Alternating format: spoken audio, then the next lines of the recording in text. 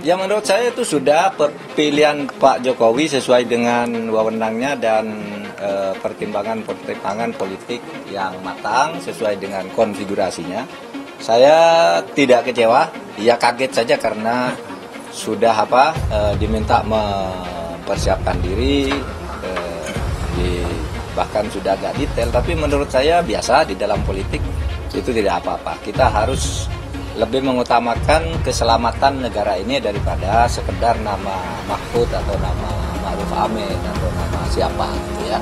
Ya, jadi kita terima ini sebagai keputusan, prosesnya sudah sangat konstitusional itu, ya biarkan saja dan kita dukung negara ini harus terus berjalan gitu ya.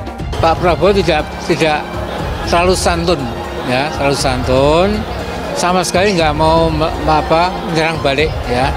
Nah, itu mungkin juga ada hikmahnya ya. Itu yang ketiga, saya pikir ini yang pertama ini masih ada 4 kali lagi ya. Saya yakin 4 kali lagi nanti mungkin mutunya lebih bagus lagi ya. Jadi ini kan ibarat orang bertanding panjang ronde pertama ini, masih ada 4 ronde lagi. Bagus, lumayan menguasai masalah dan untuk bidang hukum ada yang baru ya.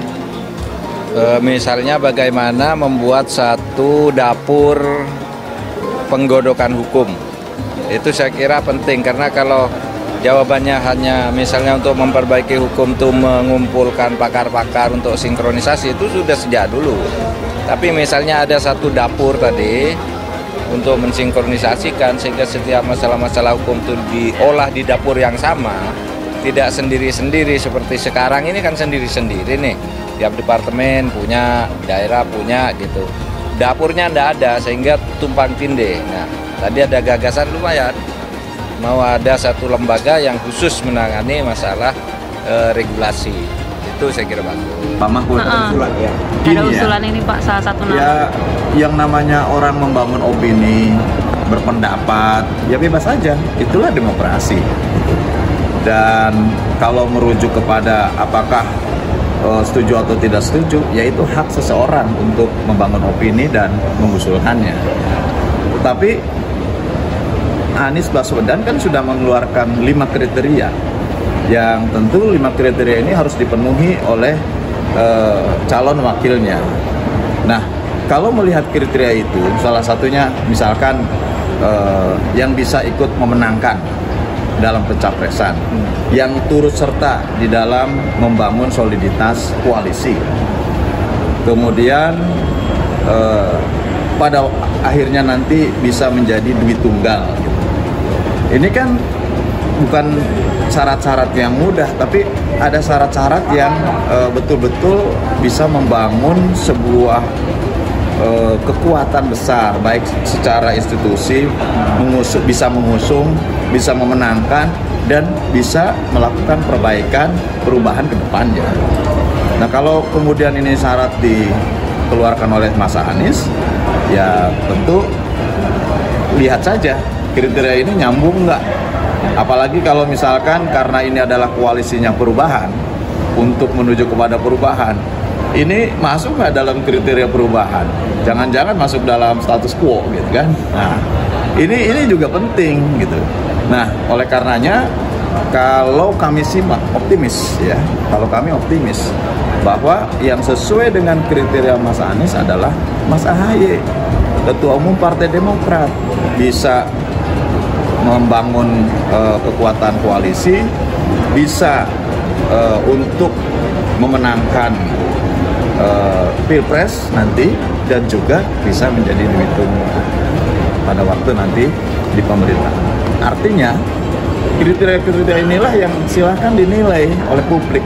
Apalagi kalau merunut kepada sebuah perjuangan menyatukan visi, misi antara 3 partai, Demokrat, Nasdem, dan PKS. Ini bukan sesuatu hal yang sederhana. Ini butuh butuh keterbukaan, kebersamaan, menyatukan visi, misi, dan kemudian pada akhirnya menandatangani deklarasi, dan pada saatnya nanti akan mendeklarasikan calon presiden dan calon wakil presiden. Artinya belum ada nama lain selain Mas AHY.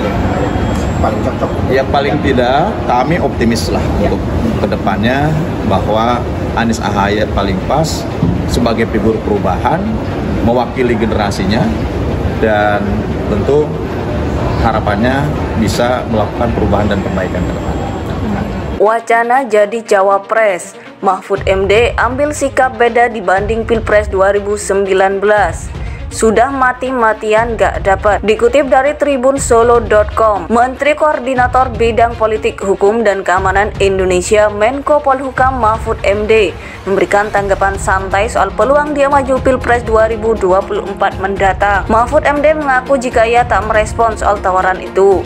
Seperti diketahui, Mahfud MD hampir maju di Pilpres 2019 sebagai calon wakil presiden Cawapres mendampingi Joko Widodo Jokowi. Langkah mantan Ketua Mahkamah Konstitusi MK itu justru menemui kebuntuan.